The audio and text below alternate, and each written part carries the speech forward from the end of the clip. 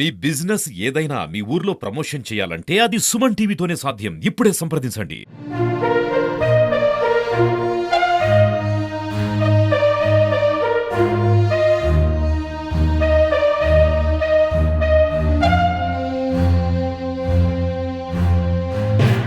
Hello viewers, welcome to Suman TV. ప్రముఖ పుణ్యక్షేత్రం అయినటువంటి సింహాచలం దేవస్థానంలో ఎప్పుడు కానీ విని ఎరుగని రీతిలో ఒక సంఘటన అయితే చోటు చేసుకుంది. సంఘటన చాలా విషాదకరంగా మారింది. చందనోత్సవం సందర్భంగా స్వామివారిని ఎవరైతే లక్ష్మీ నరసింహ స్వామి వారిని దర్శనం చేసుకునేందుకు వచ్చిన భక్తులపై ఒక్కసారిగా గోడ కూలడంతో 7గురు మృతి చెందారు. మనం ఎక్కడైతే గోడ కూలిందో భక్తులు మృతి చెందారో ప్రస్తుతం అయితే ఆ స్పాట్ దగ్గర మనం చూసుకోవచ్చు. విజువల్ లో చూడొచ్చు. ఇక్కడ అంటే ఇది 300 రూపీస్ స్పెషల్ దర్శనం అన్నమాట.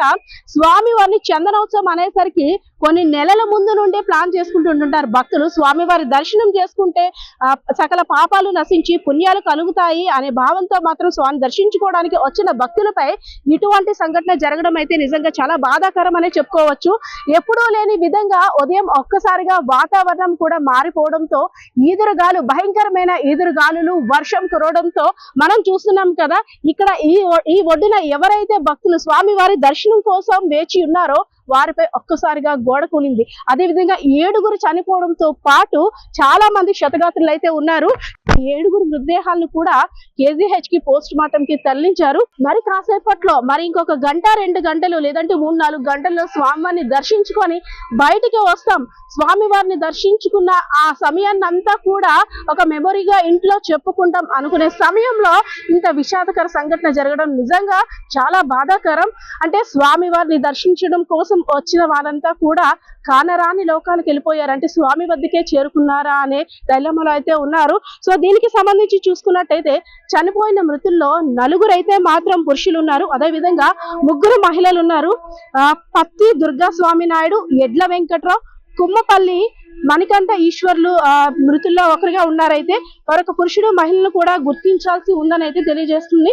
అయితే ఏదైతే ఇన్సిడెంట్ జరిగిందో వెంటనే హోమ్ మినిస్టర్ అనిత కూడా ఇక్కడికి వచ్చి సంఘటన స్థలాన్ని పరిశీలించి ఇక్కడ జరగాల్సిన సహాయ చర్యలు కూడా చేపట్టారు. అదేవిధంగా క్షతగాత్రులకు మెరుగైన చికిత్స అందించేందుకు ఆసుపత్రికి కూడా తరలించారు. మనం చూడొచ్చు. అంటే కన్స్ట్రక్షన్ రీసెంట్ గా అవ్వడంతోనో లేదంటే మరి ఇంకేతర కారణాల కారణంగానో ఒక్కసారిగా గోడ కూలడంతో ఇంతమంది మరణించారు. ఎప్పుడు కూడా చందనోత్సవం అనేసరికి స్వామివారి దర్శనం కోసం కోలాహలం భక్తుల నడుమ, అంతేగాని ఇలాంటి ఘటన అయితే మాత్రం చాలా విషాదకరమని చెప్పుకోవచ్చు.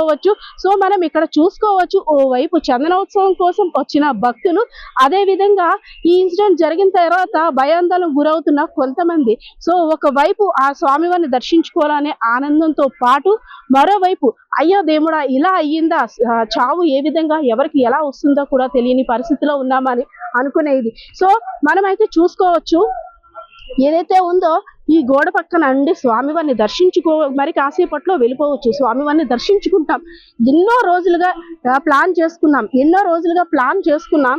సో మనం స్వామివారిని దర్శించుకుంటే మన కోరికలు నెరవేరుతాయి. చందనోత్సవం అనేసరికి చాలా ఇంపార్టెన్స్ ఇస్తారు. అనేక రాష్ట్రాల నుండి ప్రజలు కూడా వస్తుంటుంటారు.